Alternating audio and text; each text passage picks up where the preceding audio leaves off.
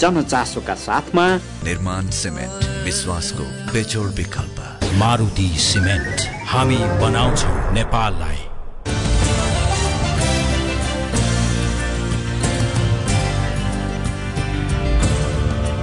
दर्शकबिन नमस्कार, कार्यक्रम जनचासोमा स्वागत छ।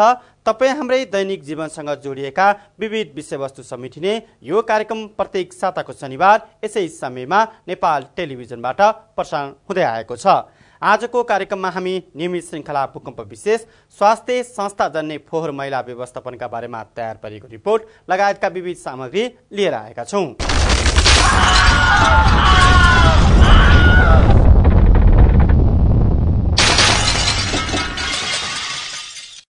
कार्यक्रमको सुरुवात गरौँ नियमित श्रृङ्खला भूकम्प विशेषबाट। यो श्रृङ्खलामा हामी प्राकृतिक विपद र त्यसबाट जोगिने उपायका सम्बन्धमा तयार पारिएका सामग्रीहरू प्रस्तुत गर्ने गर्दछौँ। नेपाल जलजन्य प्रकोपको हिसाबले विश्वमै 30औं स्थानमा पर्दछ। यो वर्षको साउन महिनाभर गएका बाढी पहिरोको विनाशले पनि यसको संवेदनशीलतालाई प्रष्ट पारेको छ। यो वर्ष सिन्धुपाल्चोक जिल्लाको चुरेमा गएको पहिरोमा परि सयौंले ज्यान गुमाए। लगत्तै परेको भारी वर्षापछि पश्चिम तराईलाई बाढी र डुबानले सतायो। आजको भूकम्प विशेषलाई हामीले पश्चिम तराईका जिल्लाहरूमा बाढीले पुर्याएको विनाशमा केन्द्रित गरेका छौँ। हेरौँ यो रिपोर्ट। साउन महिनाको अन्तिम साता परेको अविरल वर्षापछि आएको बाढी र पहिरोबाट मध्यपश्चिमका बाँके, बर्दिया, दाङ, सुर्खेत र सल्यान सहित करिब 1 दर्जन जिल्लाहरूको जनजीवन प्रभावित भयो। बाढी गाउँमा बसेपछि अधिकांश मानिसहरूले घरको छानो, छत, रोग तथा विद्यालय जस्ता सामुदायिक भवन तथा डुङ्गामा बसेर ज्यान जोगाए। मध्यपश्चिम क्षेत्रीय प्रहरी कार्यालय सुर्खेतका अनुसार बाढीबाट मध्यपश्चिममा 106 जनाको मृत्यु भयो। मृत्यु हुनेमा 56 जना महिला छन्। 125 जना अझै बेपत्ता छन्। बाढीमा परेर 59 जना घाइते भएका छन्। घाइते र बेपत्ता मध्ये आधाभन्दा धेरै महिला तथा बालबालिका छन्। त्यस क्षेत्रमा बग्ने बबई नदीमा आएको बाढीबाट नदीका किनारामा रहेको दर्जनौं गाउँहरू प्रभावित भएका छन्। राप्ती तथा बबई नदीका किनाराका बस्तीहरूमा बाढी सम्बन्धी जानकारी दिनका लागि पूर्व सूचना प्रणाली अर्थात् अर्ली वार्निङ सिस्टम जडान गरे पनि वार्निङ पछि के गर्ने भन्ने बारेमा स्थानीय बासिन्दा अल्मलिए। पूर्व तयारी केही भएन। एकैचोटि तपाईँको पानी आयो। पानी आइसकेपछि बल्ल चाहिँ जिल्ला प्रशासनमा देवीपुरको उद्धार समितिको मिटिङ बस्यो। त्यसपछि कसरी जाने भन्ने कुरा हो। पूर्व तयारी भएको भए सायद मलाई लाग्छ यति चाहिँ जुन क्षति भएछ यति क्षति हुने थिएन। यो विपदपछि सरकारले राहत, उद्धार र पुनर्स्थापनाका कार्य अघि बढायो। उद्धारको क्रममा चाहिँ हामीले चाहिँ एउटा खोज उद्धारको काम केही मात्रामा गऱ्यौँ र त्यसपछि चाहिँ मानवीय क्षतिहरू चाहिँ सम्बन्धमा त्यस्तो नभएको तर सबै डुबानमा परेको मात्रै यस्तो अवस्था बुझेपछि भोलिपल्ट दिउँसो चाहिँ सल्लाह गरेर हेलिकप्टरबाट चाहिँ अब जहाँ चाहिँ डुबानमा परेर घरका छतमा, स्कुलमा, रेड क्रस बिल्डिङमा र उच्च स्थानहरू बनाएका छन्। त्यस्ता स्थानमा बसेका चाहिँ अब परिवारहरू खास गरी जिल्लाभरिको सबैको हिसाब गर्दा 14वटा चाहिँ सेल्टरहरू त्यस्तो चाहिँ पत्ता लाग्यो। त्यस्ता ठाउँहरूमा बसेका व्यक्तिहरूलाई चाहिँ जहाँ चाहिँ हामी गाडीबाट लान सक्दैनौँ, हेलिकप्टरको माध्यमबाट रेडी टु इट चाहिँ जो मेटेरियलहरू छ त्यसमा खास गरी चिउरा, चिनी, बिस्कुट, चाउचाउ, नुन जस्ता चिजहरू हामीले राखिएको छ। त्यो प्याकेट छ, त्यो रेडमेड प्याकेट छ। 3 दिनको लागि भनेर त्यहाँ झार्ने काम गरियो र गाडीको बाटोबाट चाहिँ जाने ठाउँमा गाडीबाट पठाइयो। सबै क्षेत्र जलमग्न भएका कारण राहतका लागि गएको नेपाली सेनाको हेलिकप्टर ल्यान्ड हुन नसक्दा उद्धार र राहतमा समस्या आएको थियो। भुइँमा हेलिकप्टर ल्यान्ड गर्न नसकेपछि आकाशबाटै स्थानीयहरूलाई अत्यावश्यक सामग्रीहरू वितरण गरिएको थियो।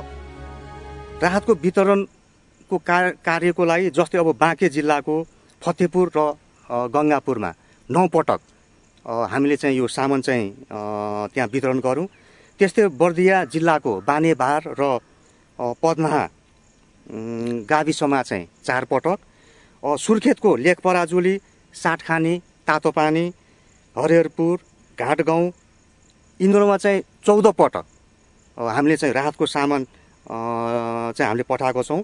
त्यस्तै जाजरकोटको चाहिँ रामीडाँडा र सक्लामा 1 फ्लाइट र दाङको कप्ताने र धोबाघाटमा 2 फ्लाइट गरी जम्मा 30 फ्लाइट अझसम्म भनौँ न हामीले चाहिँ यो उद्धारको सामग्री चाहिँ हामीले चाहिँ गरिसक्यौँ।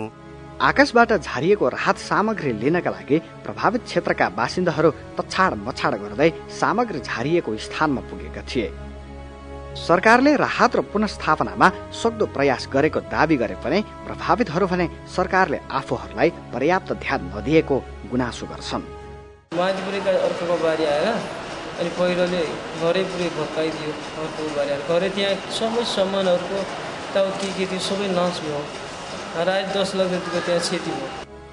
अहिले पनि बाढी प्रभावितहरूमा कहाँ बस्ने के खाने भन्ने समस्या कायमै छ। सर्वस्व गुमाएका विस्थापितहरू सडकको किनारा, विद्यालय र सामुदायिक भवनहरूमा आश्रय लिइरहेका छन्। एकै ठाउँमा धेरै मानिसहरू बस्नु पर्दा गर्भवती र सुत्केरी महिला र बालबालिकाहरू थप समस्यामा परेका छन्। बाढीले घरमा भएको खानेकुरा तथा खेतबारीमा लगाएको अन्नपात समेत नोक्सान गरिदिएकाले प्रभावित क्षेत्रका धेरै बासिन्दाहरूको जनजीवन थप कष्टकर बनेको छ। बाढी प्रभावित क्षेत्रमा झाडा पखाला, ज्वरो, रुगाखोकी, आँखा, कान तथा घाउ खटिरा सम्बन्धी रोगको प्रकोप फैलने खतरा देखिएको छ। कतिपय स्थानमा यस्ता प्रकोप सुरु भइसकेका छन्। आसपासका स्वास्थ्य चौकीहरूमा दैनिक झण्डै 200 को हाराहारीमा बिरामीहरू उपचारका लागि आउने गरेका छन्। बाढीले बाँके जिल्लामा रहेको नेपालकै सबैभन्दा ठूलो सिंचाई आयोजना सिक्टा सिंचाई आयोजनाको मूल नहर, कल्भट र पुल लगायतका संरचनाहरूमा क्षति पुर्यायो। बाढीका कारण करिब 20 करोड क्षति भएको सिक्टा सिंचाई आयोजनाले जनाएको छ। हाम्रो निर्माण सम्पन्न भयो करिब 20 किलोमिटर सेक्टरको नहर सेक्टरमा। ठाउँ ठाउँमा अत्याधिक वर्षाको कारणले गर्दाखेरि करिब 15 ठाउँ जतिमा हाम्रो नहर चाहिँ ब्रिज भएको छ। अब कुनै कुनै ठाउँहरूमा चाहिँ गाउँको आवत जावत गर्नका लागि हामीले निर्माण गरेका पुलहरू भन्छौँ, VRB भिलेज रोड ब्रिज, तिनीहरू पनि क्षति पुर्याएको छ। अनि एक ठाउँमा हाम्रो चाहिँ त्यो ब्यारेल 600 मिटर करिब चाहिँ डिप कटिङमा भएको ब्यारेल छ, त्यसमा पनि क्षति पुर्याएको छ। हामीले मोटामोटी लेखाजोखा गर्दाखेरि अब त्यो निर्माण गरेको बेलाको करिब क्षति चाहिँ 15 करोड जति छ। यसलाई पुनर्निर्माण गर्नको लागि करिब 20 करोड जति लाग्ने हामीले अनुमान गरेका छौँ। बाढी प्रभावित क्षेत्रका बासिन्दाहरूमा बाढीका कारण पूर्व पश्चिम राजमार्गकै शमशेरगञ्ज नजिकै राजमार्गमा रहेको कल्भर्ट समेत भत्किएर यातायात सेवा अवरुद्ध हुँदा हजारौं यात्रीहरू समस्यामा परे। पुल भत्किएपछि मानिसहरूलाई ओहोर दोहोर गर्नका लागि काठे पुल बनाइएको छ। पुल आफूमा केही भएको होइन, जुन छेउको बक्स कल्भर्ट थियो त्यो टिल्ट हुँदाखेरि त्यसको साइडबाट प्रोटेक्सन गरेर गएको हो। जुन देखिरहनु भएको छ नि, जुन टिल्ट भएको छ बक्स कल्भर्ट हो त्यो।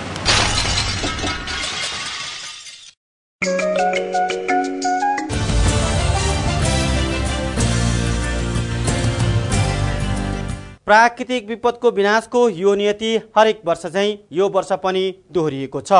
काठमाडौँमा भूकम्प, आग लागेर महामारीको जोखिम छ। पहाडमा पहिरोले चुनौती दिइरहेको बेला तराईमा बाढीले सताइरहेको छ। यस्तो अवस्थामा सरकारले राहत र पुनर्स्थापनाको कामलाई थप प्रभावकारी बनाउन जरुरी छ। अनि हामी सबै यसका बारेमा पहिले नै सचेत बन्नु जरुरी छ। हामी तपाईलाई सचेत बन्न अनुरोध गर्छौं।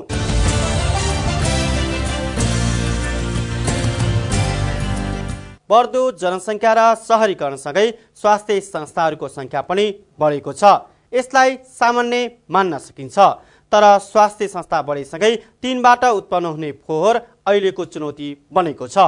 अस्पतालहरूबाट निस्कने फोहोर मध्ये केही प्रतिशत फोहोर जनस्वास्थ्यका लागि घातक हुन सक्ने देखिएको छ।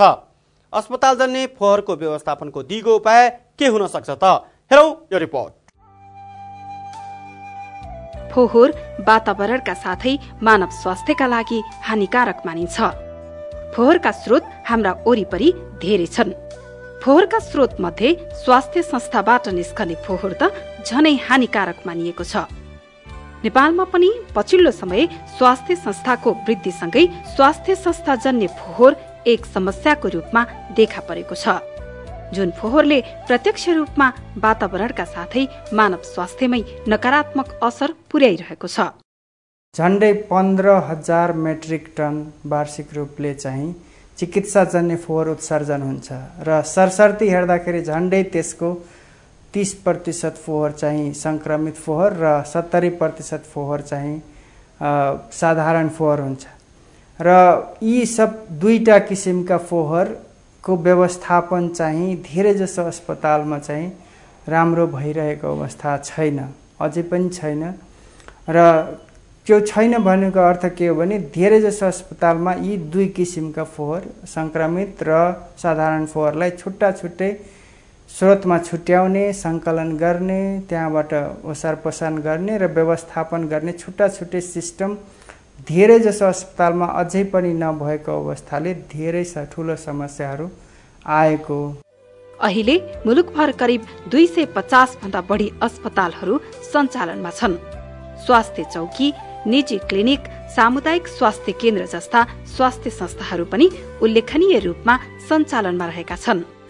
यी सबै किसिमका स्वास्थ्य संस्थाबाट वार्षिक करिब 15,000 टन फोहोर निस्कन्छ। यसरी निस्कने फोहोर जोखिम रहित अर्थात् साधारण प्रकृति र जोखिमयुक्त अर्थात् हानिकारक किसिमको हुन्छ।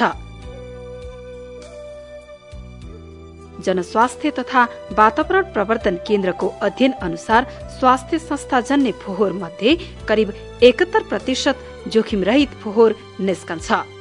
29% फोहोर जोखिमयुक्त अर्थात् हानिकारक हुन्छ। यसरी निस्कने फोहोरलाई स्वास्थ्य संस्थाहरूले सामान्य तरिकाबाटै व्यवस्थापन गर्ने गरेको देखिन्छ, जसबाट वातावरण प्रदूषणका साथै मानवीय स्वास्थ्यमा गम्भीर असर पुग्ने गरेको छ। हस्पिटल भनेपछि त यसमा स्वास्थ्य मानिस मात्रै हुँदैन हैन, त्यसले गर्दाखेरि बिरामी मेन आउने भनेको नै बिरामी हो। जुन बिरामीले रोग बोकेर आएको हुन्छ त्यसको निदान गर्नलाई, उपचार गर्नलाई आउने संस्थान भयो। त्यसमा उहाँहरूलाई उपचार गर्नुको साथै जुन इन्फेक्टेड फोहोरहरू छ त्यसले गर्दाखेरि झन् रोग थपिने चान्स बढी हुने भयो। जस्तै कस्तो हुन्छ भन्दाखेरि पेसेन्टहरूको चाहिँ इम्युनिटी पावर जुन रोगसँग लड्ने सक्ने क्षमता हुन्छ त्यो क्षमतालाई चाहिँ वृद्धि गरेर उहाँहरू निको हुनुपर्नेमा जुन इन्फेक्टेड वेस्ट हुन्छ त्यो वेस्टले गर्दाखेरि, त्यो फोहोरहरूले गर्दाखेरि उहाँहरूको क्षमता झन् कम भएपछि रोग सपोज 1 हप्तामा निको हुन्छ भने झन् 2 हप्ता लाग्न सक्छ, महिनौँ लाग्न सक्छ। त्यसकारणले गर्दाखेरि यो एकदमै रिस्क छ। यति मात्रै नभइकन बिरामी कुरुवा भयो, त्यसपछि यसमा काम गर्ने स्वास्थ्य हेल्थ पर्सनहरू भयो, त्यस्तै गरेर हाम्रो सफा गर्ने दिदीबहिनीहरू भयो, उहाँहरू चाहिँ आफू मात्रै जोखिम नभइकन घर परिवारसम्म पुग्ने कुरा। अब यति मात्रै नभइकन यो चाहिँ हाम्रो समाज, कम्युनिटी र देश नै एक प्रकारको नराम्रो वातावरणमा जाने हुँदाखेरि चाहिँ हामीले वेस्टको चाहिँ म्यानेज गर्नलाई एकदमै जरुरत छ र गर्नु पनि पर्छ। अध्ययनले स्वास्थ्य संस्थाजन्य फोहोर मध्ये 10 देखि 15% संक्रमित फोहोर र वातावरणका लागि हानिकारक देखिएको छ। तर यस किसिमको फोहोरलाई स्वास्थ्य संस्थाले स्रोतबाट नै व्यवस्थापन गर्न नसक्दा अन्य फोहोरसँगै मिसिएर वातावरणमा फैलन पुगेको छ। यो नै स्वास्थ्य संस्थाजन्य फोहोर व्यवस्थापनको मूल समस्या मानिएको छ। त्यसैले पछिल्लो समय अन्तर्राष्ट्रिय स्तरमा नै स्वास्थ्य संस्थाजन्य फोहोरको उचित व्यवस्थापनका लागि चासो र पहलको थालनी भएको छ। नेपालमा पनि स्वास्थ्य संस्थाजन्य फोहोर व्यवस्थापनका लागि संयुक्त राष्ट्र संघीय विकास कार्यक्रम, विश्व वातावरण कोष, साना अनुदान कार्यक्रमको सहयोगमा देशका 5 वटै विकास क्षेत्रहरूमा वातावरण मैत्री स्वास्थ्य संस्थाजन्य फोहोर व्यवस्थापन कार्यक्रम सञ्चालन गरिएको छ। नमुनाको रूपमा सञ्चालनमा ल्याइएको यो कार्यक्रमलाई स्थानीय संघ संस्था तथा स्वास्थ्य संस्थाहरूले नतिजामुखी बनाउन समन्वयात्मक भूमिका खेलेका छन्। वातावरण मैत्री चिकित्साजन्य फोहोर व्यवस्थापन प्रणालीको विकास गरिरहेछौँ र जस अन्तर्गत सुरुदेखि फोहोरको अनुगमन देखि लिएर कस्ता प्रकारका फोहोरहरू उत्सर्जन हुन्छ, कति कति हुन्छ, त्यो सबै एस्टिमेट गर्यौं। त्यसपछि त्यहाँ भएका सम्बन्धित कर्मचारीहरूलाई, फोहोर व्यवस्थापनमा काम गर्ने कर्मचारी, नर्सिङ कर्मचारी, प्रशासनिक कर्मचारीलाई वातावरण मैत्री फोहोर व्यवस्थापन सम्बन्धी अभिमुखीकरणहरू गर्यौं र अहिले आएर यी अस्पतालहरूले आफ्नै स्रोतमा निर्मलीकरण उपकरणको खरिद गरेर स्थापना गरिसकेको अवस्था छ।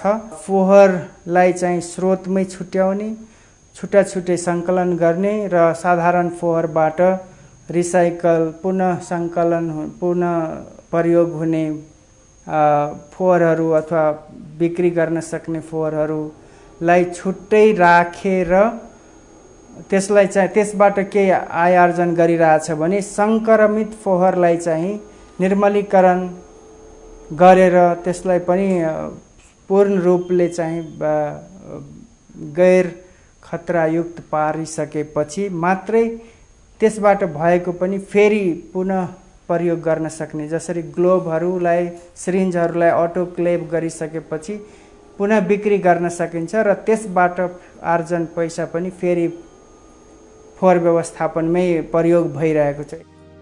यो ललितपुर जिल्लामा अवस्थित अल्का अस्पताल हो। अहिले यो अस्पतालले अस्पतालबाट निस्कने फोहोरलाई वातावरण मैत्री तरिकाबाट व्यवस्थापन कार्यको सुरुवात गरेको छ।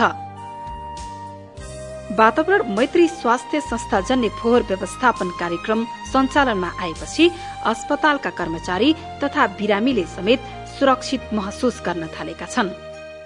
पहिला खतरा थियो, सबै थोक एकै ठाउँमा राख्दाखेरि हामीलाई त्यो फाल्न जाँदाखेरिमा यसो नअटाएर थिच्दाखेरि हामीलाई हातमा घोच्ने, खुट्टामा घोच्ने, लगाएर फालेको ठाउँमा जताततै छरिने हुन्थ्यो भने अहिले त्यस्तो छैन, ठाउँ ठाउँमा राखिन्छ।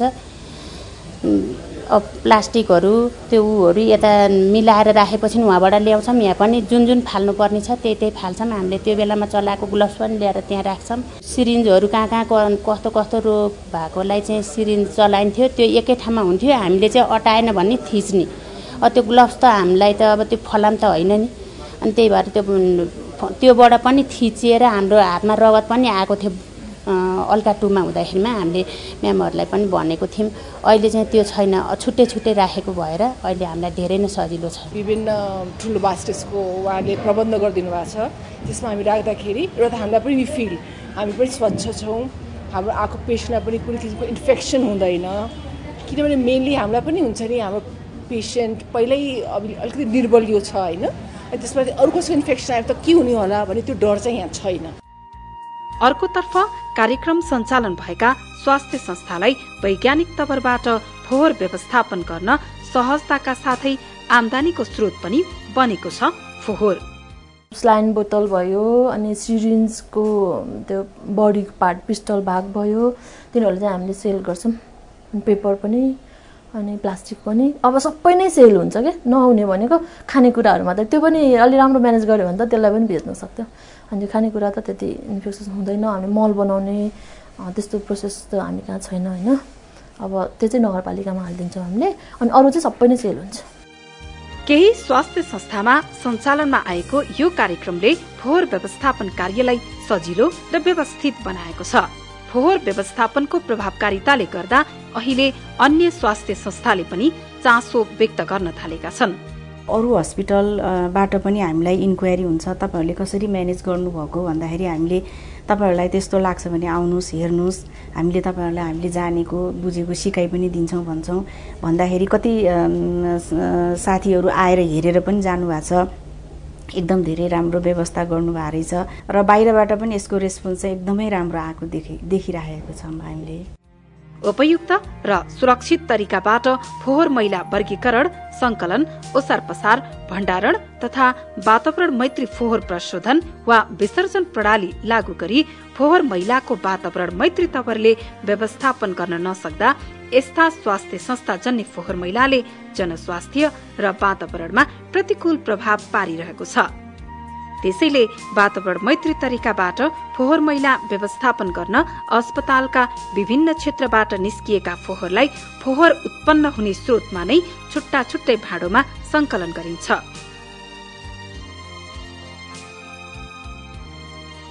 यसरी फोहोर संकलन गर्दा साधारण र जोखिमयुक्त फोहोर छुट्टाउन सजिलो हुनुका साथै व्यवस्थापन गर्न पनि सहज हुन्छ।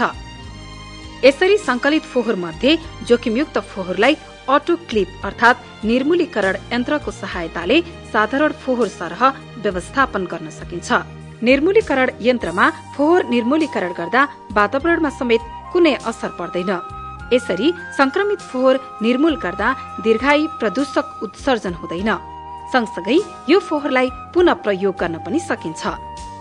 त्यसैले स्वास्थ्य संस्थाजन्य फोहोरलाई स्रोतमा नै छुटाई वातावरण मैत्री तरिकाले व्यवस्थित गर्न सके फोहोर व्यवस्थापनमा क्रान्तिकारी परिवर्तन ल्याउन सकिन्छ, जसबाट मानव स्वास्थ्य र वातावरण स्वच्छ राख्न पनि सहयोग मिल्छ। अस्पतालबाट निस्कने फोहोरहरू अस्पतालमा नै व्यवस्थापन गर्न सके यसबाट हुन सक्ने जोखिम कम गर्न सकिन्छ। यसतर्फ सबै स्वास्थ्य संस्थाहरूको ध्यान जानु जरुरी छ।